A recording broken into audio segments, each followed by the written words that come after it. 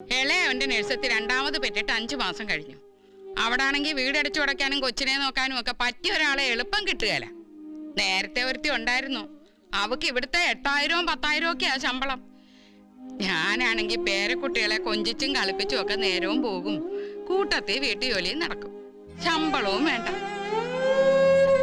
ചത്തുപോയവരൊക്കെ കയറ്റിക്കൊണ്ട് വരാൻ വിമാനത്തിനൊക്കെ ഭയങ്കരം ചാർജ് ആവൂല്ലയോ?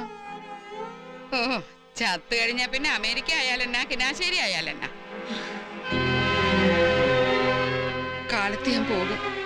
പോകുമ്പോ എന്റെ മുമ്പിലൊന്നും ഒന്ന് നിന്നേക്കരുത്.